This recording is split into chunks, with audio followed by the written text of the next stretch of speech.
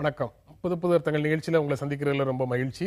இன்றைய நிகழ்ச்சியில் பங்கேற்பதற்காக இந்து முன்னணியின் கார்த்திகேயன் அவர்களும் காங்கிரஸ் கட்சியின் கோபண்ணா அவர்களும் நம்ம அரங்கத்துக்கு வந்திருக்கிறாங்க. வணக்கம். இன்றைய ஆங்கில நாளிதழ் ஒன்றில் ஒரு செய்தி இருக்குது. ஐபிஎல் கிரிக்கெட் டீம் மாதிரி, ஃபார்முலா 1 ரேசிங் மாதிரி ரயில்களுக்கு புதிதாக பெயர் சூட்டப்படும். பெப்சி ராஜதானி, கோலா சதாப்தி அப்படிங்கிற பெயர்களோட புதிதாக ரயில்கள் வரும் அப்படின்னு ஒரு செய்தி போட்டிருக்கிறாங்க. கிட்டத்தட்ட அது வந்து டீல் வந்து முடிகிற நிலைமையில இருக்கு, அட்வான்ஸ்டு ஸ்டேஜில் இருக்கு. அதனால விரைவில் அது வரும் அப்படின்னு செய்தி போட்டிருக்காங்க. கார்த்திகேயன், நீங்க எப்படி அந்த செய்தியை பார்க்குறீங்க? என்னை பொறுத்த வரைக்கும் இந்த கான்செப்ட் ரொம்ப நல்ல கான்செப்ட்னு ஃபீல் பண்ணுறேன். அதாவது ரயில்வே துறை கிட்டத்தட்ட ஒவ்வொரு வருஷம் ஆயிரக்கணக்கான கோடி ரூபாயில் நஷ்டத்தில் மட்டுமே ஓடிட்டு இருக்கு. திட்டங்கள் ஒவ்வொரு வருஷம் இந்த ரயில், அந்த ரயில், இந்த பாதை, அந்த பாதையில் அறிவிப்பாங்க. ஆனால் எதுவும் நடக்கிறதில்ல. கேட்டால் பணம் இல்லை அப்படின்றாங்க. சிலது ஆரம்பித்து பாதியில் நிற்கிது. ஸோ இதெல்லாம் மாறுறதுக்கு வந்துட்டு வெளியிலிருந்து பணம் வர வேண்டிய அவசியம். யாரும் பணம் சும்மா கொடுக்க மாட்டாங்க. இது ஒரே விழாவுக்கு போயிட்டு யார்ட்டையாவது பணம் கொடுங்கன்னு கேட்டால் உங்கள் விளம்பரம் போடுறோம் அப்படின்னா பணம் வரும். சும்மா கொடுங்கன்னு கேட்டால் 5 ரூபா வரும், விளம்பரம் கொடுனா 50 ரூபா வரும்.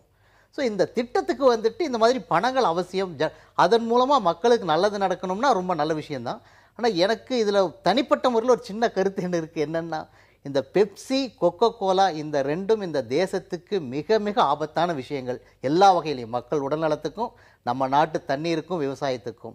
அதனால் இந்த ரெண்டை தவிர இந்த கான்செப்டில் எனக்கு வந்துட்டு உடன்பாடு உண்டு. நல்ல விஷயம் நினைக்கிறேன் நான். இல்லை, பொதுவாக நம்ம நாட்டில் வந்து Rajdhani, Shatabdi, Tamil Nadu express, Pothigai, Cholan express, Pandian express இப்படின்னு நமது நேட்டிவிட்டி, அதாவது நமது அடையாளங்களை கௌரவிக்கிற வகையில், பெருமைப்பிக்க வைக்கிறதில் நம்ம சில பெயர்களை சூட்டி இருக்கிறோம். இந்த பெயர்களுக்கு ஒரு பின்னடைவு ஏற்படுகிற வகையில், அது வந்து அதனுடைய பெருமையை சிதைக்கிற வகையில், இதுபோல் முன்னால் பெப்சி, இந்த மாதிரி கொக்கோ கோலா போன்ற பெயர்கள் அல்லது வேறு மல்டிநேஷ்னல், அவங்க தான் இதுக்கெல்லாம் பெரிய அளவில் விளம்பரம் கொடுக்க முடியும், முதலீடு செய்ய முடியும். அந்த அளவுக்கு இருக்கும்போது அந்த பெயர்களை வைப்பது, அதில் அட்வர்டைஸ்மெண்ட் பார்த்திங்கன்னா அந்த ட்ரெயின் முழுமை, அப்போ கூட சபர்பன் ட்ரெயினில் பார்க்குறேன், ஒரே விளம்பரங்களாக இருக்குது. அதனால் அதனுடைய அழகு, அதனுடைய தூய்மையெல்லாம் கெடுக்கிற வகையில் இதுபோல் மல்டி நேஷ்னல்ஸை எதில் அனுமதிக்க வேண்டுமோ, இன்ஃப்ராஸ்ட்ரக்சர் கட்டமைப்பு, இன்னும் வசதிகளை பெருக்குவது, இன்னும் கேட்டால் பல சுத்தமான அந்த பகுதிகளை உருவாக்குவது போன்றவற்றில் கவனம் செலுத்த வேண்டுமே தவிர, இதுபோன்ற பெயரை சூட்டுவதன் மூலம் நமது தனித்தன்மையை நாம் இழந்துவிடக்கூடாது. அதில் மிக எச்சரிக்கையாக நாம் இருக்க வேண்டும். நீங்கள் புதிய தலைமுறையில் உண்டான நிகழ்ச்சிகளை எடுத்துக்கிட்டா கூட, புது புது அர்த்தங்கள், நேர்பட பேசு, ரௌத்ரம் பழகு, இந்த மாதிரி நிகழ்ச்சியினுடைய பெயர்கள் ஒரு செய்தியை சொல்லுது. அதை மங்க செய்யும் அளவுக்கு ஸ்பான்சரோட பெயரோட அந்த நிகழ்ச்சியினுடைய பெயரை சொல்ல வேண்டிய அவசியம் இல்லை அப்படின்னு ஒரு கொள்கை நிலை எடுக்கக்கூடிய சூழல் அரசு வந்து இது போன்ற முடிவுகளுக்கு போறது எவ்வளவு தூரம் சரியானதுன்னு நினைக்கிறீங்க? நீங்க அந்த கான்செப்ட் வைஸ் நீங்க நல்ல கான்செப்ட்னு சொல்றீங்க. இது அவருக்கு சொன்ன மாதிரி நாம சில சிறப்பான காரணங்களுக்காக சில பெயர்களை சூட்டி வச்சிருக்கிறோம். அந்த பெயர்களினுடைய புகழ் மங்கும் விதத்துல மல்டிநேஷனல் கம்பெனியினுடைய பிராண்டோட பெயர்கள் வந்து ஆதிக்கம் செலுத்துவதை எப்படி புரிஞ்சுக்க முடியும்? நீங்க ரெண்டுக்கும் ஒரு சின்ன வித்தியாசத்தை பாருங்க. பேர் மங்கும் இந்த காரணத்துக்காக பேர் வச்சிருக்காங்க அப்படிங்கிறத நம்ம பார்க்குறோம். ஆனால் அதே நேரத்தில் மக்களுக்கு அடிப்படை வசதிகள் இருக்கா? ரயில்களில் பார்த்தீங்கன்னா தூய்மை இல்லை. பழைய பெட்டி சதாப்தி, கோயம்புத்தூர் சென்னை சதாப்தி பார்த்தீங்கன்னா லொடலொடலொடன் ஆடும். சரியான இருக்கைகள் கிடையாது, நல்ல புது ரயில் பெட்டிகள் கிடையாது, நல்ல சுத்தமான ரயில்வே ஸ்டேஷன் கிடையாது. என்ன இருக்குது மக்களுக்கு ரயில்வே இதில்? நாங்கள் விலையாற்ற மாட்டோம்னு பிளாக்ல டிக்கெட் வித்துட்டு இருக்காங்க தத்கல்ங்கிற பேரில். அந்த மாதிரி தான் நடந்துட்டு இருக்கோம் ஒழிய, மற்றபடி மக்கள் ரயில் பயணத்தை கேட்டு பாருங்க, ஒருத்தர் கூட சந்தோஷம்னு சொல்ல மாட்டாங்க. ஒரு நீதிபதி ஒரு தடவை, உயர்நீதிமன்ற நீதிபதி சிட்டிங் ஜட்ஜி சொல்கிறாரு, அவருக்கு வந்துட்டு அழுக்கு பெட்ஷீட்டும் போர்வையும் கொடுத்துருக்குறாங்க செகண்ட் ஏசியில் போகும்போது. அவர் கேட்டதுக்கு இதுதான் சார் வருது அப்படின்ட்டு இருக்கிறாங்க. ஸோ இதெல்லாம் மாறணும் அப்படின்னா, மக்களுக்கு தரமான சேவைகள் கிடைக்கணும்னா சில புது விஷயங்கள் உள்ளே வந்து தான். இதில் பேர் முக்கியமாக, மக்களுக்கு இது சேவை முக்கியமான, மக்கள் சேவை தான் முக்கியம், பேர் ரெண்டாவது தான் போய் ஆகணும். இல்லை, பேர் வைக்கிறது என்பது அவசியமானு தெரியல எனக்கு. பேர் வைக்கிறதே தவிர்க்கலாம். அதாவது இன்ஃப்ராஸ்ட்ரக்சர் இன்வெஸ்ட்மெண்ட் வேற. ஆனால் இந்த நேரத்தில் வந்து சுதேசி பேசிய பாஜக, சுதேசி நாங்கள் ஒரு கொள்கை, கார்த்திகேயன் அந்த 2 ஜெயண்ட பத்தி அவர் சொல்லிட்டாரு, அவருடைய கருத்தை சொல்லிட்டாரு. இல்ல இல்ல, அதுல வந்து நீங்க வந்து வேறுபடுத்த முடியாது. யார் பேரை வைப்பது, பேர் வைக்கணும்னு முடிவு பண்ணிட்டீங்கன்னா யார் பணம் கொடுக்குறார்களோ அவர் பேரை வைக்க போறீங்க. இதுல என்ன, இது வந்து பெப்சியை வைக்க முடியாதுன்னு ஒரு தடை போட முடியாது. அதெல்லாம் நடைமுறையில் சாத்தியம். கொள்கை அளவில் நீங்கள் ஏற்றுக்கொள்கிறீர்களா? சொல்ல பதில் அவர் சொல்லிட்டாரு. இப்போ இல்ல கொள்கை அளவில் நாம் ஏற்றுக்கொள்கிறோமா? ஏன்னா பாஜகவுக்கு RSSக்கெல்லாம் இந்த ஜெகரன் மஞ்ச் என்ற அமைப்புகள்லாம் சுதேசியை பற்றி பாஜக கொள்கையை ஏற்றுக்கொள்ள மறுக்கிற அமைப்புகள். அதனால் அடிப்படையில் கொள்கை தயாரிப்பில் இருக்கிற பாஜகவுக்கு பின்னால் இருக்கிற சக்திகள்லாம் இந்த கொள்கையை எதிர்த்தார்களே, இவர்கள் இப்போது இதுக்கு என்ன சொல்ல போகிறான்னு தான் பார்க்கலாம். ஏற்கனவே இந்திரா நூயி வந்து சதானந்த கவுடா அமைச்சராக இருக்கும்போது அவரை பார்த்து பேசினாங்க. அந்த மாதிரி ரயில்களில் வந்து பெப்சி கொடுப்பதற்கு வாய்ப்பு இருக்கா அப்படின்னு அனுமதி கேட்டு பேசினாங்க. அது கிட்டத்தட்ட முடிகிற நிலைமையில இருக்கு அப்படின்லாம் அந்த செய்தியில சொல்றாங்க. இந்த மாதிரி வரக்கூடிய பெப்சி, கோலா அப்படின்னு சொல்லி வரக்கூடிய ட்ரெயின்கள், அதாவது நம் பாரதம் முழுக்க இந்த பெயர்களில் நம்முடைய ரயில் வண்டிகள் போவதை சுதேசி ஜாகரன் மஞ்ச் நண்பர்கள் எப்படி ஏற்றுக்கொள்கிறார்கள் அப்படிங்கிறது வந்து ஒரு கேள்விதான். அதாவது இவங்க தான் திரும்ப திரும்ப சொல்கிறாங்க RSSின் ஊதுகுழலாக பாஜக இருக்கிறது அப்படின்னு சொல்லி திரும்ப. அப்படி இல்லைங்கிறதுக்கு இது ஒரு சிறந்த உதாரணம். இதுக்கு முன்னாடி நிறையா நடந்துட்டு இருக்கு. பல விஷயங்கள் வந்து பாஜக வந்துட்டு எங்கள் கொள்கைகளை ஏற்றுக்கிறது இல்லை. அவங்க தனியாக தான் சிந்திக்கிறாங்க, அவங்க தனியாக செயல்படுறாங்க. தொழிலாளர் சட்டம் கொண்டு வந்தப்போ BMS RSS இயக்கம் BMS எதிர்ப்பு தெரிவித்தாங்க. பிஜேபி அதை பற்றி கவலைப்படல. இப்போ இந்த மாதொரு பாதகன் புத்தகம் வந்தப்போ பிஜேபி வந்து தடை செய்யக்கூடாதுன்னாங்க. ஹிந்து மொழி நாங்கள் தடை செய்யணும்னு நாங்கள் சொன்னோம். இப்போ இதே மாதிரி தான் நாங்கள் சுதேசின்னு சொல்லி நாங்கள் சொல்லிட்டு இருக்கோம். பிஜேபி அதை பற்றி கவலைப்படல. ஆக RSS இயக்கங்களுக்கும் பிஜேபி வந்து அது கட்டுப்பட்டு ஊதுகுழலாக இல்லைங்கிறது ஐயாவே பொத்துக்கிட்டார். அதுக்காக அவருக்கு நன்றி சொல்லிக்கலாம். அதெல்லாம் இதெல்லாம் வந்து ஒரு ஸ்ட்ராட்டஜி. அதாவது ஜீவாதாரமான முக்கியமான பிரச்சனைகளில் ஒன்றுபடுவது, இது போல கருத்து வேறுபாடு, நாங்கள் ஒரு தனித்தன்மை வாய்ந்த கலாச்சார அமைப்பு சொல்வதெல்லாம் 60 வருஷமா நான் கேட்டுக்கிட்டு தானே இருக்கோம். பிப்ரவரி 11 நடைபெற இருக்கிற ஸ்ரீரங்கம் இடைத்தேர்தலில் அதிமுக, திமுக, பாரதிய ஜனதா கட்சி, மார்க்சிஸ்ட் 4 அரசியல் கட்சிகள் போட்டியிடுவது உறுதியாயிடுச்சு. வேட்பு மனுக்கள் ஏற்கப்பட்டன அப்படின்னு இன்னைக்கு நாளிதழ்களில் செய்தி இருக்கு. ஒரு புதிய ட்விஸ்டாக மார்க்சிஸ்ட் வேட்பாளருக்கு ஆதரவு தர வேண்டும் அப்படின்னு சொல்லி ஜி ராமகிருஷ்ணன் தேமுதிகவுக்கு ஒரு வேண்டுகோள் விடுறாரு. தேமுதிக ஏற்கனவே நாடாளுமன்ற தேர்தலின் போது பாரதிய ஜனதா கட்சி கூட்டணியில் இருந்தது. இன்னும் அது அங்கதான் இருக்கு அப்படின்னு நம்புவதற்கான எல்லா அறிகுறிகளும் இருக்கு. அப்படி இருக்கும்போது அந்த கட்சியை வந்து ஆதரவு கொடுக்கணும்னு சொல்லி இவர் ஏன் கேட்கிறார் அப்படின்றது புரியல. கார்த்திகேயன், நீங்க அந்த வேண்டுகோளை எப்படி பாக்குறீங்க? இது ஆக்சுவலாக வந்துட்டு பிஜேபிக்காரங்க பதில் சொல்ல வேண்டியது தானே. கேள்வி எங்கிட்ட கேட்டதுனால கலைஞர் மாதிரி பதில் சொல்லணும் அப்படின்னா, கேட்பது அவர்கள் உரிமை, கொடுப்பதும் கொடுக்காததும் இவர்கள் உரிமை அப்படின்ற பாஜகவோட கூட்டணி வைத்ததிலிருந்து தேமுதிக இந்த பதவியேற்பு விழாவுக்கு பிறகே ஒரு புழுக்கம் வந்துடுது அவங்களுக்கு. அவங்க ஒன்று ஒரு மனநிறைவோடு அந்த கூட்டணியில் இல்லை. எதிர்பார்த்த பல விஷயங்கள் நடக்கலை. தேர்தல் மிகப்பெரிய தோல்வி. இதெல்லாம் வந்து அவருக்கு காரணம் என்னென்னா, அடிப்படையில் தேமுதிகவுக்கு என்ன கொள்கைன்னு தெரியல. அந்த கொள்கையின் அடிப்படையில் அந்த கூட்டணி அமையலை. ஆகையினால் அவர்களால் நீண்ட நாள் நீடிக்க முடியல. இப்போ பாமக போன்ற கட்சிகள் கூட்டணியில் இருந்து கொண்டே பாஜகவை விமர்சிப்பது, இது ஒரு புதிய அணுகுமுறை. கேட்டால் நாங்கள் தேசிய அளவில் நாடாளுமன்ற தேர்தல் தான் கூட்டு, சட்டமன்ற தேர்தல் கூட்டு இல்லைன்றாங்க. இப்போ ஸ்ரீரங்கம் இடைத்தேர்தல் இருக்குது. அந்த ஊசலாட்டம், அந்த உறவில் ஊசலாட்டம் இருக்கிற காரணத்தினாலே மார்க்சிய கம்யூனிஸ்ட் கட்சி தேமுதிகவுக்கு வேண்டுகோள் விடுத்திருக்கிறது. இந்த வேண்டுகோளை ஏற்பதா நிராகரிப்பதா என்பதை தேமுதிக முடிவு செய்ய போகிறது. இதுவரை பாஜகவை ஆதரிக்கிறேன் என்று தேமுதிக அறிவிக்காததன் காரணமாக இந்த அழைப்பு விடப்பட்டிருக்கிறது. இதில் என்ன நடக்க போகுதுன்னு எனக்கு தெரியல.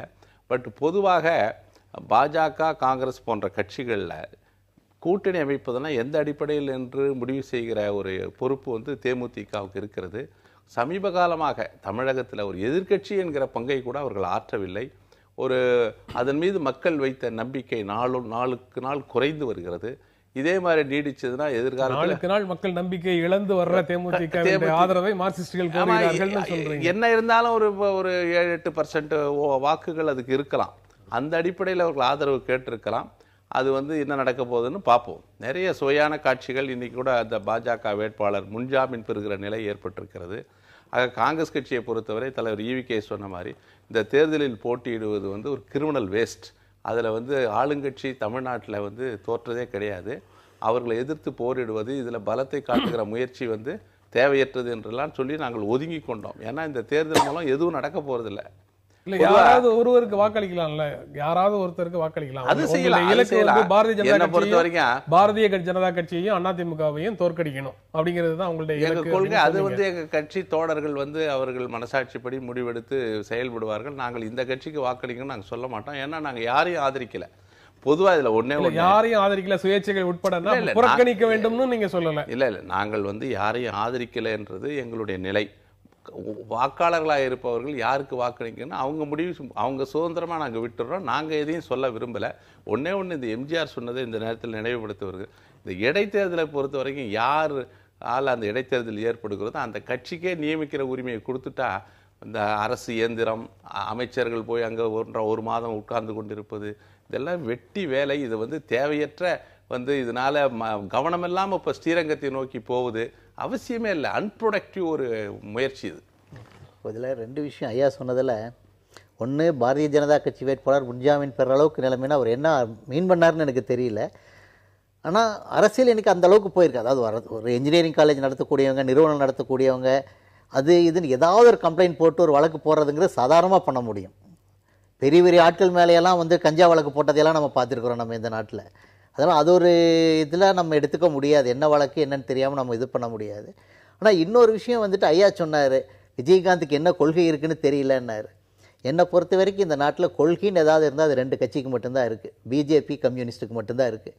மீதி அத்தனையுமே ஒரு குடும்பத்தினருடைய பிரைவேட் லிமிடெட் கம்பெனி தான் அத்தனை கட்சிகளும், இந்த 2 தவிர. ஸோ அதனால கொள்கை அப்படிங்கிறத பற்றி நம்ம இப்போ பேசினா அது பெரிய சப்ஜெக்டாக போயிடும். இல்லை, குறைஞ்சபட்சம் கம்யூனிஸ்டுகளுக்காவது கொள்கை இருக்குன்னு சொன்னீங்களே, அதற்காக கம்யூனிஸ்டுகள் சார்பாக உங்களுக்கு நன்றி சொல்றேன். இருக்குங்கிறத நம்ம உண்மையை தான் சொல்ல முடியும். அதையே அந்த உண்மையா சொல்ல வந்தீங்க, எல்லா உண்மையும் நாங்கள் சொல்லிட்டு இருக்கோம். ஏன்னா இந்த வகுப்புவாத இயக்கங்களை தீவிரமா இருக்காங்க. பாரதிய ஜனதா கட்சி கூட்டணிக்குள்ள இருக்கிற ஒரு கட்சியிடம் ஆதரவு கேட்கிறது எந்த விதமான கொள்கை அப்படின்றது ஒரு கேள்வி. இல்ல, அதாவது தேமுதிக ஒரு எதிர்கட்சி, அந்த ஆதரவை கேட்பதுன்னா அது நீங்க அங்க ஏன் புழுக்கத்தோடு இருக்கீங்க, வெளியே வாருங்கள் என்று ஜி ராமகிருஷ்ணன் தோழர் கேட்கிறாரு. அது கேட்பதில் ஒரு நியாயம் இருக்கு. ஏன் புழுக்கத்தோடு இருக்கீங்க, ஊசலாட்டத்தோடு இருக்கு, முடிவெடுங்கள், வெளியே வாருங்கள். தமிழ்நாட்டுக்கு மதசார்பற்ற அணிகள்லாம் ஒன்று சேர்வதற்கு முதல் துவக்கமாக நீங்கள் வெளியே வாருங்கள் என்று அழைக்கிறோம். இதெல்லாம் 2016 நடப்பதற்கு முன்கூட்டியே நடக்கிற முயற்சிகள். இதெல்லாம் அதற்கான முன்னோட்டம் தான் அது. அவர் அதை செவி மடுத்து வெளியில வர்றதுக்கும் வாய்ப்பு இருக்குன்னு நம்புறீங்களா? அவர் வெளியே வருவதும் வராது அவர் விருப்பம். ஏன்னா அவர் என்ன முடிவு எடுப்பார் என்று அவருக்கு தெரியுமா, அல்லது என்ன செய்ய போறாருன்னு யாருக்கும் தெரியாது. அதனால அவர் எந்த முடிவு எடுத்தாலும் எடுக்கட்டும். வேண்டுகோள் விடுகிற கடமையை தோழர் ராமகிருஷ்ணன் செய்திருக்கிறார். அதுல ஒன்றும் தவறு கிடையாது. இல்ல, அவரை நேரில் சந்திச்சு தமிழ்நாடு பாரதிய ஜனதா கட்சி தலைவர் சொல்றாங்க, அவரும் அவருடைய மனைவியும் அவருடைய நேரத்துக்கு தகுந்த மாதிரி பிரச்சாரம் செய்வாங்க அப்படின்னு சொல்றாங்க. அப்போ அவர்களிடம் விஜயகாந்த் சொன்னது அந்த செய்தி எந்த அளவுக்கு உண்மையானது? இவங்க புழுக்கத்தோட இவங்க ராமகிருஷ்ணன் ஐயா அவர் விஜயகாந்துக்கு ஆதரவு கொடுப்பாரு அப்படியெல்லாம் எதுவுமே சொல்லல, கேட்டு இருக்காரு, அவ்வளவுதான். அதனால் விஜய் ஆதரவு கேட்கறது யார் வேணாலும் யார்கிட்ட வேணாலும் கேட்கலாம். திமுக கூட எல்லா கட்சியிட்டையும் கேட்டுட்டாங்க, யாரும் கொடுக்கலங்கிறது வேற விஷயம். கேட்கறதுல என்ன இருக்கு? ஒரு பக்கம் பெருநிறுவனங்களுக்கு ஆதரவாக செயல்படுற பாஜக அரசு மறுபக்கம் தன்னுடைய வகுப்புவாத திட்டங்களை நிறைவேற்றி வருகிறது. பாஜக அரசின் இந்த மோசமான அணுகுமுறையை உணர்ந்து தேமுதிக தன்னுடைய நிலைப்பாட்டை மாற்றிக்கொள்ள வேண்டும். ஸ்ரீரங்கம் இடைத்தேர்தலில் மார்க்சிஸ்ட் கம்யூனிஸ்ட் கட்சி வேட்பாளர் அண்ணாதுரையை ஆதரிக்க வேண்டும் அவர் கேட்கிறார். பெருநிறுவனங்களுக்கு எதிரான கொள்கையுடையவர்னு சொல்லி என்னைக்காவது விஜயகாந்த் சொன்னாரா அவங்க கிட்ட? இல்ல அதுல இருக்கிற கருத்துக்கு நான் பதில் சொல்ல விரும்பல. ஏன்னா அது தோழர் ராமகிருஷ்ணனுடைய கருத்து. பொதுவாக அவர் ஏன் அங்கே ரொம்ப சிரமப்பட்டு இருக்கீங்க, உங்களுக்கு அந்த கூட்டணியில் இருக்கிறதாகவும் சொல்ல முடியாது, இல்லைன்னு சொல்ல முடியாது. அப்படி தான் பாமகவும் இருக்குது. ஆகையினால நீங்கள் தயவு செய்து வெளியே வாருங்கள் என்று சொல்லுகிறார். வெளியே வருவது வரவேற்கப்பட வேண்டியது. பாஜக கூட்டணியை விட்டு எவ்வளவு சீக்கிரமாக வெளிவருகிறாரோ அதன் மூலம் குறைந்தபட்சம் அதனால் ஏற்படுகிற பாதிப்பை தேமுதிக தவிர்க்கலாம். நிகழ்ச்சியினுடைய இந்த பகுதியில் உங்களுடைய தேர்வில் இருக்கக்கூடிய செய்திகளை பற்றி பேசலாம். கார்த்திகேயன், உங்களுடைய தேர்வில் என்ன செய்தி? இன்னைக்கு தினமணியில் ஒரு ஆர்டிக்கல் ஒன்று பார்த்தேன் நான், கட்டுரை. அதாவது கௌரவ கொலைகள் அப்படிங்கிறத பற்றி எழுதியிருந்தார். இன்னைக்கு தேர்தல் உண்மையாகவே அது மிகப்பெரிய ஒரு சமுதாய பிரச்சனையாகவே அதை பார்க்க முடியும். ஏன்னா நம்ம ஆரம்பத்தில் இருந்த மாதிரி முழுக்க ஜாதி அப்படின்ற இது எண்ணம் குறைஞ்சிக்கிட்டும் வருது. ஆனால் முழுக்க அதிலிருந்து வெளியில் வரவும் முடியல. அதுக்கு வர முடியாததுக்கு காரணம் அரசியல் கட்சிகள், அரசியல் தலைவர்கள். அவங்க ஜாதி வச்சு ஓட்டு வாங்கணும், ஜாதியை வச்சு கட்சி நடத்தணும், இந்த மாதிரிலாம் நடத்துறதுனால நிறைய பேர்த்த வெளியில் வரவங்களையும் அவங்க வர விடுறதில்லை. அது ஒரு காரணம். இந்த சூழ்நிலையில் அரசாங்கங்களும் மற்ற அமைப்புகள், ஆன்மீக அமைப்புகளாகட்டும், பொதுநல அமைப்புகளாகட்டும் செய்ய வேண்டிய முக்கியமான வேலைகள் இளைஞர்களுக்கும் இளம்பெண்களுக்கும் காதல், இனக்கவர்ச்சி, காமம் இந்த 3க்கான வித்தியாசத்தை கட்டாயமாக சொல்லி கொடுத்தே ஆக வேண்டிய சூழ்நிலையில் இருக்கும். ஏன்னா தெரியல, 6ஆம் கிளாஸ் 7ஆம் கிளாஸ் பசங்க பொண்ணுங்கள்லாம் ஐ லவ் யூ சொல்லிட்டு இந்த சினிமா டிவியினுடைய தாக்கத்தை நம்ம பார்க்குறோம். 6ஆம் கிளாஸ் 7ஆம் கிளாஸ் பசங்க பொண்ணுங்க லெட்டர் கொடுக்கறது, ஐ லவ் யூ சொல்கிறது, இந்த வேலண்டைன்ஸ் டே ஒன்று வந்து நம்ம நாட்டை நாசமாக்கிட்டு இருக்கு. அன்னைக்கு போய் பொக்கே கொடுக்கறது, ஸ்கூல் பசங்க இதை பற்றி பேசிகிட்டு இருக்காங்க. அவங்களுக்கு அது என்னன்னே புரியல. ஸோ அவங்களுக்கு வந்துட்டு முறையான ஒரு அறிவு இதை பற்றி கொடுக்கணும் அப்படின்னு நான் ரொம்ப எதிர்பார்க்கிறேன். நான் சில இடங்கள் அன்னைக்கு ஒரு நண்பர் சொல்லிட்டு இருந்தார், பெண் குழந்தைங்களுக்கு தொடுதல் அப்படிங்கிற வித்தியாசத்தை சொல்லி கொடுக்குறாங்களாம் சில இடங்களில். அதான் பெண் குழந்தைகள் மற்றவங்க தொடும்போது அப்பா அம்மா தொடுறது, கூட பிறந்த அண்ணன் தம்பி அக்கா தங்க தொடுறது, இல்லை வீட்டில் பெரியவங்க குடும்பத்தில் இருக்கிறவங்க தொடுறது, இல்லை வெளியாட்கள் தொடும்போது அதில் இருக்கிற வித்தியாசங்கள், இதை வந்துட்டு அவங்க தப்பான எண்ணத்தில் தொடுறாங்களா நல்ல நோக்கத்தில் தொடுறாங்களாங்கிறதெல்லாம் தெரிஞ்சுக்கிற அளவுக்கு அந்த தொடுதலை பற்றி சொல்லித்தரவங்களுக்கெல்லாம் கூட இப்போ சொல்லி தந்துட்டு இருக்கிறதா சொன்னாங்க. இதையெல்லாம் இன்னும் அதிக பரவலாக்கிட்டு இந்த காமம், இனக்கவர்ச்சி, காதல் இந்த 3க்குள்ள வித்தியாசம், வாழ்க்கையில் எதிர்கால லட்சியங்கள். இந்த சினிமாவில் பார்த்தீங்கன்னா ஸ்கூல் பசங்க என்ன பண்ணுறாங்க, லவ் பண்ணுவாங்க, அப்புறம் என்னாச்சு தெரியாது. காலேஜில் என்ன பண்ணுறாங்க, லவ் பண்ணுவாங்க, அப்புறம் என்னாச்சு தெரியாது. வாழ்க்கைன்னு ஒன்று இருக்குது, நீ பெரிய ஆளாகணும், எதை பண்ணணும் அதை பண்ணணும், அதுக்காக கல்லூரி, அதுக்காக பள்ளி, எதுக்கு பள்ளி எதுக்கு கல்லூரி, காதல். ரொம்ப சமுதாயத்தை நாசம் பண்ணிட்டு இருக்காங்க. இதிலிருந்து வெளியில் கொண்டு வர வேண்டிய கட்டாயம் நம்ம எல்லாருக்குமே இருக்குது. உங்களுடைய தெருவில் இருக்கு. உலகத்தினுடைய மிகப்பெரிய ஏகாதிபத்தியத்தை எதிர்த்து அகிம்சை ஆயுதம் மூலமாக இந்த நாட்டுக்கு ஒரு தலைமையை வழங்கி ஒரு பெரிய இயக்கத்தை உருவாக்கி அதன் மூலம் விடுதலை பெற்று தந்தவர் மகாத்மா காந்தி. அவருடைய மறைவிற்கு பிறகு 66 ஆண்டுகள் உருண்டோடி விட்டன. இப்போ நாளை வந்து அவருடைய நினைவு நாள். இந்த நேரத்தில் வந்து நமது தேசிய அடையாளங்களை சிதைத்து சீர்குலைக்கிற முயற்சிகள் தொடர்ந்து நடைபெற்று வருகின்றன. வல்லபாய் பட்டேலுக்கு சிலை வைப்பது தவறில்லை. ஆர்எஸ்எஸ் இயக்கத்தை தடை செய்த வல்லபாய் பட்டேலுக்கு சிலை வைத்து அந்த பாவத்தை அவர்கள் துடைத்து கொள்ளட்டும். அதே நேரத்தில் அந்த ஊரில் பிறந்த, குஜராத்தில் பிறந்த மகாத்மா காந்தியினுடைய பெருமையை சீர்குலைக்கிற வகையில் இந்த உலகத்தில் மிகப்பெரிய உயரத்தில் ஒரு சிலை வைப்பதெல்லாம் எந்த வகையில் ஏற்றுக்கொள்ள முடியும்னு தெரியல. சமீபத்தில் வந்து மகாத்மா காந்தியை கொன்ற கோட்சேவுக்கு சிலை வைக்கப் போகிறோம் என்று இந்து மகாசபை தீர்மானம் போடுவது, அதை பாஜக கண்டிப்பது, இப்படியே இரட்டை வேடமான ஒரு நிலை இன்றைக்கு நாடு முழுவதும் நடந்து வருகிறது. நாம் சிலவற்றை சகித்து கொள்ளலாம், சிலவற்றை சகித்து கொள்ளவே முடியாது. அப்படி சகித்து கொள்ள முடியாத நிகழ்வுகள்லாம் சமீப காலமாக நடக்கிறது. மகாத்மா காந்தி தேசத்தின் தந்தை. ஏதோ அவர் ஒரு கட்சிக்கு சொந்தக்காரர் அல்ல, கட்சிக்கு அப்பாற்ப காங்கிரஸ் கட்சியிலே இருந்தபோதே கருத்து வேறுபாடு ஏற்பட்டு கட்சிக்கு வெளியே அவர் இருந்திருக்கிறார். ஆனால் கட்சியை வழிநடத்தி இருக்கிறார். ஆக இந்த நாட்டின் விடுதலையை வழிநடத்தி இந்த நாட்டிற்கு ஒரு தலைமையை வழங்கி தன் வாழ்க்கையை அர்ப்பணித்தவர் மகாத்மா காந்தி. இந்து முஸ்லீம் ஒற்றுமைக்காக தன் வாழ்நாளையே அர்ப்பித்த அந்த மாபெரும் மனிதரை, மாபெரும் தலைவரை தயவுசெய்து நீங்கள் எதை வேணாலும் விமர்சியுங்கள். ஆனால் சில அடையாளங்கள், அடிப்படை அடையாளங்கள், தேசிய அடையாளங்கள், அதையெல்லாம் தொடர்ந்து நீங்கள் இது மாதிரி சீர்குலைக்கிற முயற்சி. ஏன்னா நீங்கள் விடுதலை போராட்டத்தில் பங்கேற்காத காரணத்தினாலே மகாத்மா காந்தியினுடைய பெருமை உங்களுக்கு தெரியாமல் இருக்கலாம். ஆனால் எங்களை வந்து இந்த நாட்டினுடைய அடையாளம், காங்கிரஸ் கட்சியினுடைய அடையாளம் அல்ல காந்தி, இந்த நாட்டினுடைய அடையாளம், இந்த நாட்டின் ஒரு உலகம் முழுவதும் ஏற்றுக்கொண்ட ஒரு தலைவர், இந்தியாவில் இருக்கிற ஒரு தலைவர் இந்த உலகம் ஏற்றுக்கொண்டது என்று சொன்னால் மகாத்மா காந்தி. அவருடைய நினைவு நாள் நாளைக்கு வருகிறது. தமிழில் சொல்லுவாங்க, அதாவது தமிழை பழிப்பவனை தாய் தடுத்தாலும் விடேன் என்று சொல்வார்கள். காந்தியை பழித்தவனை தமிழ் மக்களோ இந்திய மக்களோ அனுமதிக்கக்கூடாது என்கிற சூளுரையை நாளைக்கு வந்து மக்கள் ஏற்றுக்கொண்டு ஒரு மிகப்பெரிய அளவில் அஞ்சலி செலுத்தணும். எங்கள் தலைவர் EVKS அவர்கள் அட்டன்பரோ தயாரித்த அந்த காந்தி என்கிற திரைப்படத்தின் தமிழ் வடிவத்தை தமிழ்நாடு முழுவதும் 200 இடங்களில் திரையிடுவதற்கு ஏற்பாடு செய்திருக்கிறோம். ஆக்கப்பூர்வமாக மகாத்மா காந்தியை மக்களிடம் கொண்டு சொல்ல வேண்டிய கடமை ஒவ்வொரு குடிமக்களுக்கும் இருக்கிறது. அதை நாம் செய்ய வேண்டும் என்பதுதான் என்னுடைய நினைவு நாள் செய்தியாகும். 66வது குடியரசு தினத்துக்கு அரசு வெளியிட்ட விளம்பரம் தொடர்பாக ஏற்பட்ட ஒரு சர்ச்சை வந்து முற்று பெறாமல் இன்னும் தொடர்ந்து நீடிக்குது. இந்திய அரசியலமைப்பு சட்டத்திலிருந்து மதச்சார்பின்மை, சோசியலிசம் ஆகிய வார்த்தைகளை நிரந்தரமாக நீக்க வேண்டும் அப்படின்னு சிவசேனா MP நேற்று பேசும்போது சொல்றாரு. சிவசேனையினுடைய கருத்தாகவும் அதுதான் இருக்கு. அது தொடர்பாக பாரதிய ஜனதா கட்சியும் அவர்களுக்கு ஆதரவாக கருத்து தெரிவித்ததை பார்க்க முடியுது. இதையெல்லாம் இன்றைய நாளிதழ்கள் எப்படி செய்தியாக போட்டிருக்குங்கிறத பார்க்கலாம். அதன் பிறகு நம்ம உரையாடலை தொடரலாம்.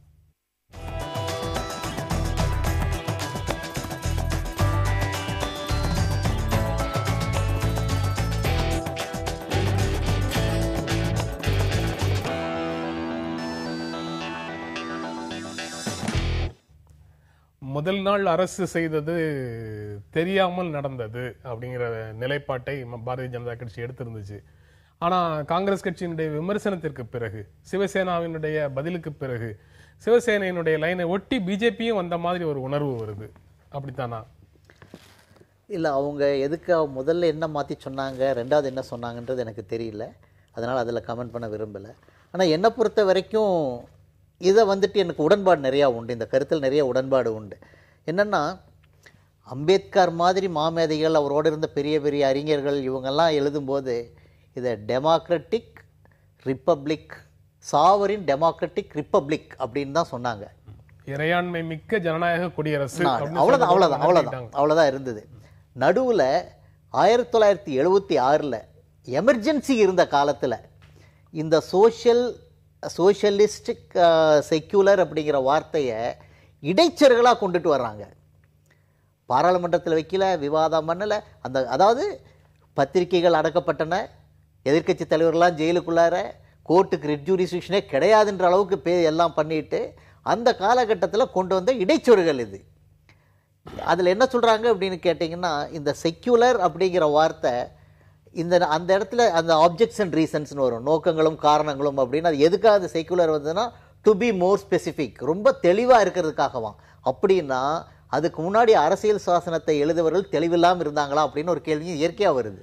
நீங்க என்ன பதில் சொல்ல விரும்புறீங்க அதுக்கு? அம்பேத்கரும் நேருவும் சேர்க்க விரும்பவில்லை, இந்திரா காந்தி சேர்த்ததுனால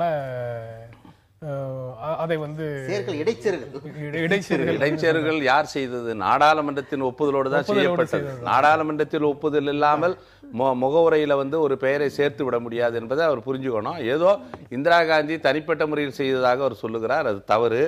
அதாவது ஒரு அரசமைப்பு சட்ட திருத்தம் எப்படி செய்ய வேண்டுமோ அது முகப்புரை, basic structure of the constitution, அதாவது முகவுரையில சொல்லப்படுவது அரசமைப்பு சட்டத்தினுடைய. நேரு அதை வலியுறுத்தவில்லை. இல்ல, அன்றைக்கு 1947 ஜனவரி 22 இதை தீர்மானமாக கொண்டு வந்து இந்த முகவுரையை அறிமுகப்படுத்தியவர் ஜவஹர்லால் நேரு. அப்போது இது அவசியம் இல்லை. அம்பேத்கர் என்ன சொல்றாங்க, இது கான்ஸ்டிடியூஷன்லயே இன்க்ளூசிவாக இருக்கிறது, இதை வெளிப்படையாக சொல்ல வேண்டாம் என்ற ஒரு கருத்தை அன்றைக்கு சொன்னார். ஆனால் பின்னாலே இந்த RSS போன்ற இயக்கங்கள் இந்த நாட்டிலே சமூக சீர்குலைவை, நல்லிணக்கத்தை குலைப்பதற்கு கடுமையான முயற்சிகள் மேற்கொள்ளும் போது அதை தடுத்து நிறுத்துகிற வகையில் மதசார்பற்ற கொள்கையை நம்பிக்கையுள்ள ஜவஹர்லால் நேருடைய மகளாக இருக்கிற இந்திரா காந்தி இந்த பிரியாம்பல்ல இதை சேர்த்தாங்க. 76 சேர்க்கப்பட்ட இந்த 2 சொற்கள் இல்லாம முதல்ல இருந்த பிரியாம்பல்ல முகப்புரையை விளம்பரத்துல பயன்படுத்தினாங்கிறது குற்றச்சாட்டு. காங்கிரஸ் கட்சி அதற்கு எதிராக கடுமையான குற்றச்சாட்டுகளை முன்வைக்குது. 2014 ஏப்ரல் 14 அம்பேத்கர் பிறந்த நாள் அன்று ஐக்கிய முற்போக்கு கூட்டணி வெளியிட்ட விளம்பரத்திலையும் இதே மாதிரியான இதுதான் இருந்தது. இந்த 2 சொற்களும் இல்லை அப்படின்னு நேற்று ஏதோ தவறாக தான் நடந்திருக்கலாமே தவிர காங்கிரஸ் அரசு வெளியிட்டால் தவறாக நடக்கிறது இல்ல. அப்ப கூட இவங்க இவங்க அப்படி சொல்லல. நாங்க அப்படி காங்கிரஸ் ஐக்கிய முற்போக்கு கூட்டணி ஆட்சியில் நடந்தால் அது தவறாக நடந்திருக்கும். அதை இன்னைக்கு இவங்க இந்த விளம்பரத்தில் வந்ததை முதல்ல ஒரு கருத்து இது தவறாக நடந்துன்னு சொன்னாங்க. அதுக்கப்புறம் துணிச்சல் ரவிசங்கர் பிரசாத் என்ன சொல்றாரு, லெட் நேஷன் டிபேட், இந்த நாடு விவாதிக்கட்டும், இது தேவையில்லை, இதை நீக்குவதுதான் எங்களுடைய திட்டம் என்று வெளிப்படையாக பூனைக்குட்டி வெளியே வந்திருக்கிறது. அதாவது மதசார்பற்ற என்ற சொல் என்பது ஏதோ இஸ்லாமியர்களுக்கு ஆதரவான, சிறுபான்மையினருக்கு ஆதரவான சொல்லாக பார்ப்பதே அது சிந்தனையிலே இருக்கிற வறட்சி, RSSக்கும் பாஜகவுக்கும் இருக்கிற தெளிவற்ற தன்மை. அவர்கள் இந்த மண்ணை நேசிக்காதவர்கள், இந்த மண்ணினுடைய அடிப்படை தன்மை அவங்களுக்கு தெரியல. அவர்கிட்ட பதில் கேட்டு வரேன். மதச்சார்பின்மைங்கிற சொல் உங்களை அச்சுறுத்துகிறது, அதனால நீங்க அதற்கு எதிரான கருத்தை சொல்றீங்க. இது அச்சுறுத்தல் ஒண்ணுமே இல்லைங்க. இந்த மதசார்பின்மை அப்படிங்கிறது இந்த நாட்டில் கேலிக்கூத்து. மதசார்பின்மை இந்த நாட்டில் கேலிக்கூத்து ஆக்கிட்டாங்க. மதசார்பின்மைனா என்ன? ஒரு அரசாங்கம் எந்த மதத்திற்கும் ஆதரவு இல்லாமல், எந்த மதத்திற்கும் எதிராக இல்லாமல் இருப்பதுதான் மதசார்பின்மை. இவங்க இது மதசார்பற்ற நாடுன்னு சொல்லிட்டாங்க. அப்போ என்ன பண்ணியிருக்கணும், ஆர்டிகல் 25 to 30 வரைக்கும் சிறுபான்மையினருக்காக இந்த நலன் இருக்கு, சிறுபான்மைக்காக மத ரீதியாக பெரும்பான்மை சிறுபான்மைன்ற பிரிவு வந்துருச்சு ஆர்டிகல் 25 to 30. அப்போ என்ன பண்ணியிருக்கணும், மதசார்பின்ற வார்த்தை கொண்டு வரும்போது அதை எடுத்திருக்கணும் இல்லையா? மதசார்பின்னா என்ன? நீ எந்த சாமி வேணாலும் கும்பிடு, எந்த மதத்தில் வேணாலும் இருந்துக்கோ, எப்படி உன்னோட வழிபாட்டு முறையில் எப்படி வேணாலும் இருக்கலாம், நீ இந்த நாட்டின் குடிமகன், உனக்கு தனி சட்டம் கிடையாது, தனி சலுகைகள் கிடையாது, எல்லாரும் இந்த நாட்டுக்கு ஒரே சட்டம் ஒரே சலுகைகள் தான், எல்லாருக்கும் ஒரே மாதிரி தான் நடத்துவோம் அப்படின்னு சொன்னா மதசார்பின்மை. நீ மதசார்பின்மைன்னு சொல்லிக்கிறீங்க, ஆனா சிறுபான்மை பெரும்பான்மைன்னு பிரிக்கிறீங்க. நான் முடிச்சுக்கிறேன்யா. ஒவ்வொரு தேர்தலுக்கு வந்து சிறுபான்மை நலனுக்கு இது செய்வோம், சிறுபான்மை நலன் அது செய்வோம்னு சொல்றீங்க, சிறுபான்மை கமிஷன் வச்சுக்கிறீங்க. என்ன மதசார்பின்மை இதுல? இல்ல நீங்க சச்சார் குழு அறிக்கை, ரங்கநாத் மிஸ்ரா குழு அறிக்கையில பார்க்கிற போது மிக அவலமான நிலையில் இருக்கிற சமூகத்திலே ஒரு பிரிவினருக்கு அவர்களை முன்னேற்றம் கொண்டு பாது தேசிய நீரோட்டத்தில் கொண்டு வருவதற்கு இப்போ ஓபிசி இருக்கு, வந்து இடஒதுக்கீடு இருக்கு, சமூக நீதிக்கு எதிரான கொள்கை கொண்டது RSS பாஜக, தெரிஞ்ச விஷயம். ஆனா எங்களை பொறுத்தவரை அடித்தட்டு மக்களை, நான் சொல்றேன், அடித்தட்டு மக்களை மேலே கொண்டு வருவதற்கு சில சலுகைகளை காட்டுகிறோமே தவிர, நாங்கள் கேட்கிற சிறுபான்மையின் ஆதரவு என்பதை போல உங்களுக்கு போல நாங்களும் பெரும்பான்மை ஆதரவு பேசுவது ரொம்ப சிரமம் இல்லை. நாங்கள் சமூகத்துல பாதிக்கப்பட்ட மக்களுக்காக பேசும்போது எங்களை வந்து சிறுபான்மையின் ஆதரவுன்னு முத்திர குத்தக்கூடாது. Merit and demerits of the case வந்து நேற்று ஏற்கனவே இதே நிகழ்ச்சியில பேசிட்டோம். எனக்கு குறிப்பாக வேண்டியது ஒரு அரசியல் கட்சி, பாரதிய ஜனதாவோ அல்லது சிவசேனையோ, இந்த இரண்டு சொற்களையும் நீக்க வேண்டும் அப்படின்னு சொல்ல முடியுமா அப்படிங்கிறது எனக்கு ஒரு கேள்வியாக இருக்கு. தாராளமையா சொல்லக்கூடாது, என்ன இருக்கு? மக்கள் பிரதிநிதித்துவ சட்டம், மக்கள் பிரதிநிதித்துவ சட்டம் பிரிவு 29A உட்பிரிவு 5 ஒவ்வொரு அரசியல் கட்சியும் சோசியலிசம், மதச்சார்பின்மை, ஜனநாயகம் ஆகியவற்றின் மீது உண்மையான நம்பிக்கையும் பற்றும் கொண்டிருக்க வேண்டும் அப்படின்னு சொல்லுது. அதை ஏற்றுக்கொண்டுதான் அரசியல் கட்சிகள் தங்களை தேர்தல் ஆணையத்துல கட்சியாக வேட்பாளராகவே உறுதிமொழி எடுத்துக்கிறாங்க. இப்போ வந்து அதை நீக்க வேண்டும். அந்த வார்த்தைகள் எந்த வருஷம் இடைச்சவர்கள்? அது நீங்க சொல்ற ரெப்ரசன்டேட்டிவ் பீப்பிள்ஸ் ஆக்ட்ல எந்த வருஷம் இதுக்கு அப்புறம் எந்த வருஷம் 76ல வந்ததுக்கு அப்புறம் தான் வந்திருக்க முடியும். இப்ப விஷயம் என்னன்னு கேட்டா, இந்த வார்த்தைகளையே வந்துட்டு பொது விவாதத்துக்கு உட்படுத்தணும் அப்படின்னு தான் சொல்லியிருக்காங்களோ ஒழிய வேற என்ன சொல்லியிருக்காங்க அவங்க?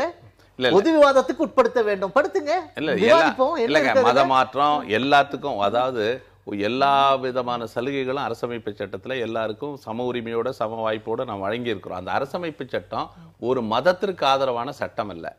மதச்சார்பின்மை என்பது எந்த அரசுக்கென்று ஒரு மதம் கிடையாது, அவ்வளவுதான். மற்றபடி அரசமைப்பு சட்டமும் எந்த மதத்திற்கு ஆதரவாகவும் கிடையாது. ஆக எல்லோரையும் வந்து அரவணைத்துக் கொண்டு வந்து சமூக நல்லிணக்கம், வேற்றுமையில் ஒற்றுமை காண்பது என்கிற லட்சியத்தின் அடிப்படையில் இந்த நாடு நம்ம பயணம் செய்யுமேனால் வளர்ச்சி ஏற்படும். வளர்ச்சிக்கு தடை இருக்காதுன்னு சொன்னா திரும்ப திரும்ப திரும்ப நீங்க வந்து வளர்ச்சிக்கு குந்தகம் விளைவிக்கிற வகையில் ஒபாமா வந்து போகும்போது நல்ல இப்ப வந்து மோடிக்கு நல்ல புரிகிற பாஷையில் சொல்லிட்டு போயிருக்காரு. நீங்க சொல்றது எனக்கு ஒரு சந்தேகம் வருது. இறையாண்மை மிக்க ஒரு நாடாக இந்தியா இருக்க வேண்டும் அப்படின்னு மோப்பரையில சொல்றதுல எந்த பிரச்சனையும் இல்ல. ஆமா, ஜனநாயக குடியரசாக இருக்க வேண்டும் அப்படின்னு சொல்றதுலயும் எந்த பிரச்சனையும் இல்ல. நீங்க வந்து சோசியலிசம் அப்படின்னு சொல்றதும் மதச்சார்பின்மைன்னு சொல்றதும் இரண்டு கொள்கைகள், குறிப்பிட்ட கட்சிகளுடைய கொள்கைகளை முகப்புரையில சேர்க்க முடியல. ஏழை பணக்காரர் வேறுபாடின்றி கல்வி, வேலை வாய்ப்பு போன்றவற்றில் அனைவருக்கும் சம உரிமை, சம வாய்ப்பு கொடுப்பதுதான் சமதர்மம், சோசியலிசம். அதே போல அரசு எந்த மதத்தையும் சார்ந்ததல்ல என்பதே சமய சார்பின்மை. நாங்கள் வந்து பெரும்பான்மையும் சார்ந்தில்லை, சிறுபான்மையும் சார்ந்தில்லை என்று சொல்லுகிறோமே. எங்களுடைய கருத்தை நாங்கள் எங்களுக்கெல்லாம் மகாத்மா காந்தி எங்களுக்கு விட்டு சென்ற கொள்கை அது. ஜீவ நாடியாக இருக்கிற கொள்கையை பாஜக வந்து அதுல கை வைக்க முனைந்தால் அதை வந்து நாங்கள் வந்து கடுமையாக எதிர்த்து போராடுவோம், முறியடிப்போம். விடுதலைக்கு பிறகு இஸ்லாமியர்களுக்காக தனிநாடு பாகிஸ்தான் ஒன்றை உருவாக்கினாலே மீதி இருக்கிறது இந்து ராஷ்டிரம். எப்படி சொல்ல முடியும்? நான் கேட்கிறேன், பாகிஸ்தான் என்று ஒரு இஸ்லாமிய நாடு உருவாக்கப்பட்ட போது அங்கே போவதை விட பெரும்பான்மை இந்துக்கள் வாழ்கிற இந்த நாட்டில் நாங்கள் பாதுகாப்பாக நீங்கள் வாழ முடியும் என்று ஜவஹர்லால் நேரு போன்ற தலைவர்கள் சொல்லியதன் அடிப்படையில், அதே போல அன்றைக்கு அபுல் கலாம் ஆசாத் போன்றவர்கள் சொன்னதின் அடிப்படையில் இந்த நாட்டில் நாங்களும் வாழலாம் என்று வந்தாங்களே 10 கோடி முஸ்லிம்கள், அவர்களை வந்து உரிய பாதுகாப்பு கொடுப்பதுதான் மதச்சார்பற்ற கொள்கை, அரசமைப்பு சட்டம். தயவு செய்து மதத்தின் அடிப்படையில் மக்களை பிரிக்காதீர்கள், மதத்தின் அடிப்படையில் மக்களை பார்க்காதீர்கள். அவன் எந்த ஜாதி எந்த மதத்தில் இருந்தாலும் இந்தியர்கள் என்கிற அடிப்படையில் நீங்கள் பார்க்க கூடாதா?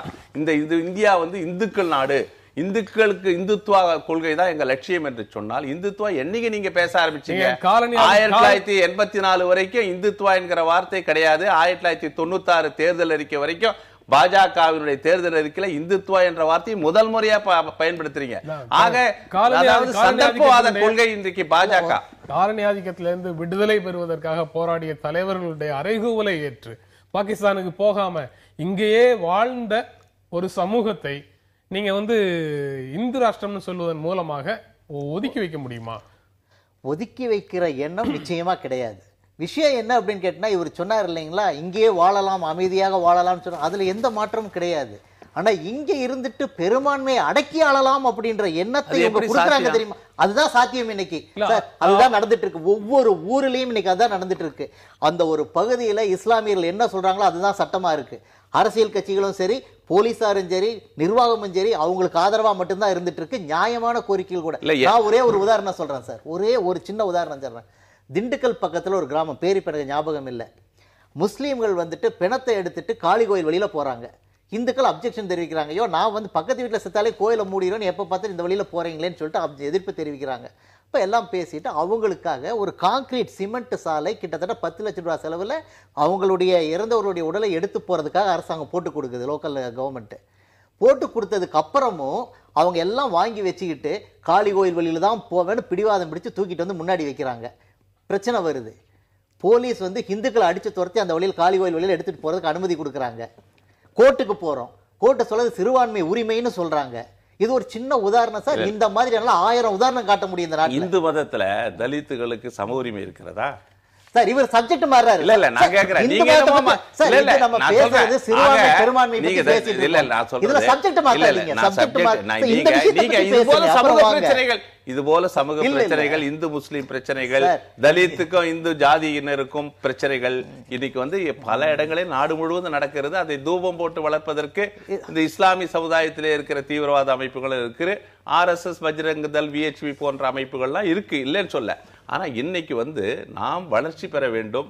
ஒபாமா பேசும்போது இந்த நாட்டு நிலைமையை கவலையோடு, தயவு செய்து இந்த மத ரீதியாக நீங்கள் வேறுபடக்கூடாது, நீங்கள் வேறுபட்டால் இந்த நாடு வந்து ஒற்றுமையாக இருக்காதுன்னா சொல்றதுக்கு காரணம் என்னன்னா, இந்த நாட்டினுடைய அடிப்படை தன்மையை தகர்க்கிற முயற்சியில பாஜகவினர் ஈடுபடுவது வந்து தேவையற்றது. இந்த விவாதமே மத மாற்றம் பற்றி விவாதம், இதை பற்றி விவாதம் தேவையா? இது இந்த நாட்டுக்கு தேவையா? அவர் வந்து நரேந்திர மோடி என்னன்னா கைகளை உயர்த்தி கொண்டு இந்த நாடு வளர்ச்சி, மேக் இன் இந்தியா அதெல்லாம் பேசிக்கிட்டு இருக்க. அது ஒரு பக்கம் ஒரு பெரிய நாடகம் நடக்குது. இன்னொரு பக்கம் இவர்களுடைய தொண்டரடி பொறியாளர்கள்லாம் திரும்ப இது போல பிரச்சனைகளை பேசுவதனால இந்த நாடு எனக்கு என்னமோ நரேந்திர மோடி இந்த நாட்டை அழிவுப்பாதையில் அழைத்து செல்கிறார்களோ என்கிற அச்சம் தான் நமக்கு ஏற்படுது. இல்ல, இப்போ இவர் பேசல இருந்து ஒரு விஷயம் எனக்கு ரொம்ப தெளிவா புரியுது. இந்த நாட்டுல 2 கொள்கை இருக்கு. மதசார்பின்மைங்கிற பேர்ல மத ரீதியா மக்களை சிறுபான்மை பெரும்பான்மை பிரிச்சு ஓட்டு வாங்குற வேலை, அது இவங்க பண்ற வேலை. இல்ல சார், ரொம்ப நேரம் பேசிட்டீங்க, கொஞ்சம் பேசாம இருங்க. இன்னொரு பக்கம் பாரதிய ஜனதா கட்சி இருக்கு. அவங்க என்ன சொல்றாங்க, நீ எந்த மதத்தை சேர்ந்தவனா இருந்தாலும் இந்த நாட்டு குடிமகன், உனக்கு எல்லாரையும் போல சரிசம உரிமை உண்டு, ஸ்பெஷல் சிட்டிசன் கேட்காத, அது மூலமா நாட்டுல பிரச்சனைகள் வருதுன்னு சொல்ற பாஜக. இதுல எது மதசார்பின்மை அப்படிங்கறது மக்கள் முடிவுக்கு விட்டுருவோம். இந்திய மக்களாகிய நாங்கள் இந்தியாவை இறையாண்மை கொண்ட சோசியலிச மதச்சார்பற்ற ஜனநாயக குடியரசாக கட்டியமைக்க தீர்மானித்துள்ளோம். இந்த சொற்கள்ல உங்களுக்கு 2 சொற்கள் மேல வேறுபாடு வருது. அதனால அது விவாதத்துக்கு உள்ளாக்கணும்னு சொல்றீங்க. 76ல இந்திரா காந்தி கொண்டு வந்தாங்கிறது மட்டும்தான் காரணமா, இல்ல அடிப்படையிலேயே உங்களுக்கு அதுல வேறுபாடு இருக்கா? அடிப்படையிலேயே வேறுபாடு இருக்கு. அப்ப மீதி இந்திய அமெரிக்க அணு ஒப்பந்தம் வந்து இந்திய இறையாண்மையை பாதிக்கிறது அப்படின்னு நினைக்கிறவங்க, இறையாண்மை மிக்க அப்படிங்கிற சொல்ல வந்து அதுல இருந்து நீக்கிடலாம் அப்படின்னு சொல்லி பேசினா நீங்க எப்படி உணர்வீங்க? அப்படி இல்லைங்க. இதுல வந்துட்டு எதை நீக்கணும் எதை நீக்கக்கூடாது அப்படிங்கிறதெல்லாம் இருக்கு. இப்ப வந்துட்டு ஒரு கொள்கை அடிப்படையில அப்படின்னு பார்க்கும்போது இறையாண்மை அப்படிங்கிறது நீக்கினா இந்த நாடு கிடையாது, டெமோக்ரஸி நீக்கினா இந்த நாடு கிடையாது, ரிப்பப்ளிக் நீக்கினா நாடு கிடையாது. எல்லாமே விளக்கம் தானே. இல்ல, அது எல்லாமே விளக்கம் தான். விளக்கம் மட்டுமல்ல, நடைமுறையும் கூட. நீங்க அடுத்தடுத்து இந்தியால ஒரே குடும்ப ஆட்சி தான் நடக்குது, அதுல என்ன குடியரசு இருக்கு அப்படின்னு நினைக்கிறவங்க, குடியரசாக இங்க எங்க இருக்கு, இங்க எங்க ஜனநாயகம் இருக்குன்னு நினைக்கிறவங்க வந்து குடியரசுங்கிற சொல்லையும் நீக்க சொல்லி கேட்கலாம். ஆனா அடுத்தடுத்து குடும்ப ஆட்சி மக்கள் தான் ஓட்டு போடுறாங்க.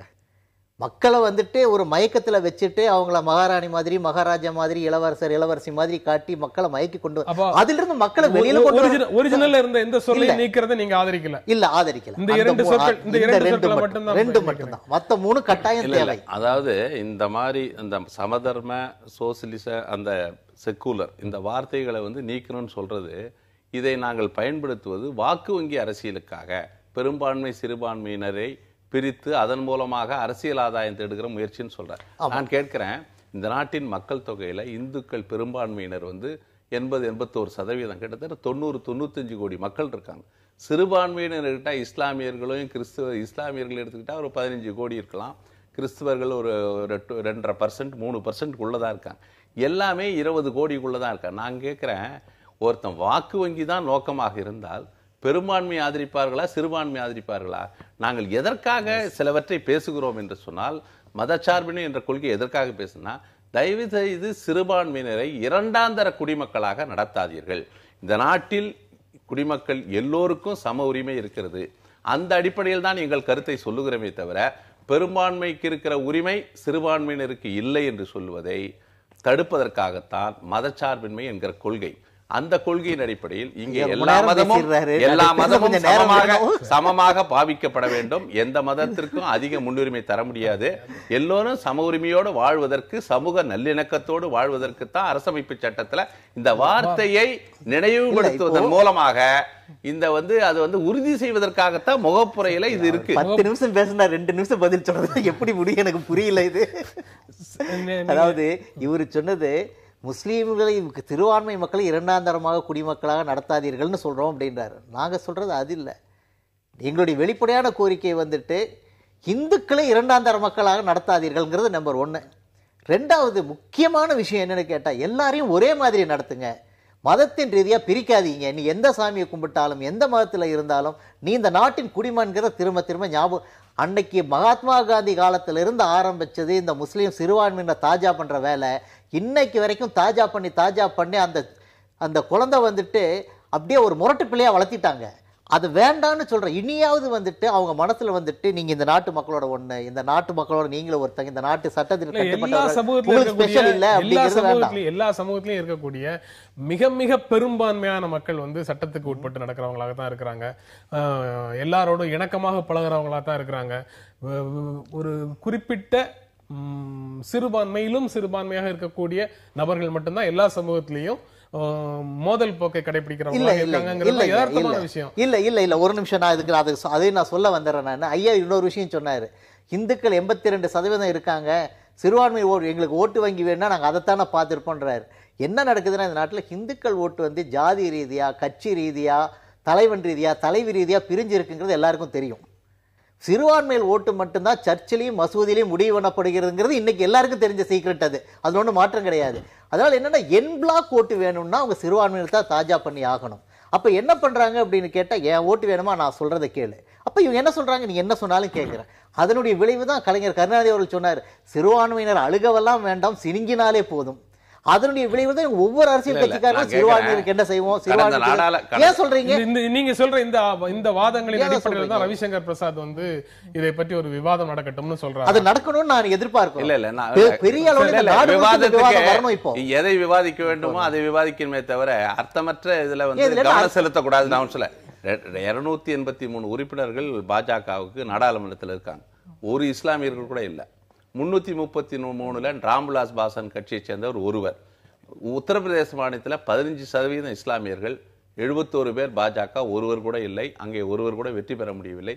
இது இதான் இவங்க அஜெண்டா, இடன் அஜெண்டா செயல்படுத்துகிறீர்கள். ஆக இந்த போக்கு இருக்கு பாருங்க, இது இந்த நாட்டுக்கு பேராபத்து. ஏன்னா எல்லோரும் நம்பிக்கையோட இந்த அரசமைப்பு சட்டத்தின் மீது நம்பிக்கை வைத்து இவர்கள் சிறுபான்மையில் இருக்கணும். இல்லைன்னா என்ன ஆயிடுதுன்னா, தீவிரவாத குழுக்கள் எல்லா மதங்கள்லையும் இருக்கிறாங்க. அதன் மூலமாக இந்த நாட்டிற்கு மும்பையில் நடந்த தாக்குதல், பல விஷயங்கள்ல நாம் இவர்களை எதிர்கொள்ள வேண்டியிருக்கு. ஆக இதற்கெல்லாம் இடம் தராமல் இருந்தால் நாம் வளர்ச்சியை நோக்கி நம்ம பயணத்தை மேற்கொள்ள முடியும். அதற்கு குந்தகமாக சர்ச்சைக்குரிய விஷயங்கள், ஆர்டிகல் 370, இந்து சிவில் கோடு, மதம், அதாவது ஒருவர் எந்த மதத்தை பின்பற்றுவது, யூனிஃபார்ம் சிவில் கோடு, எந்த மதத்தை பின்பற்றுவது அல்லது அது எதை பிரச்சாரம் செய்வதற்கு ஒவ்வொருவருக்கும் அடிப்படை உரிமை இருக்கு. அந்த அடிப்படையில் தான் நாம் சிந்திக்க வேண்டுமே தவிர, இது போல விவாதங்களை விவாதிப்பது, இந்த நாடு எந்த திசையில் வளர்ச்சியை நோக்கி செல்வது என்பது விவாதம் செய்யுங்கள். லட்சியங்களாக இருக்கக்கூடிய விஷயங்களை இன்கார்பரேட் பண்றோம் அரசமைப்பு சட்டத்துல சேர்க்கிறோம். நடைமுறையில் அந்த மாதிரி இருக்கோமா இல்லையாங்கிறது வேறு விஷயம். அப்படிங்கிற மாதிரியான விஷயங்கள் தான் திரும்ப திரும்ப பேசுற மாதிரி தெரியுது. இந்த நிகழ்ச்சியில பங்கேற்று உங்களுடைய கருத்துக்களை பகிர்ந்து கொண்டதற்கு புது புது அர்த்தங்கள் நன்றி தெரிவித்துக் கொள்கிறது. மீண்டும் சந்திப்போம். நன்றி, வணக்கம்.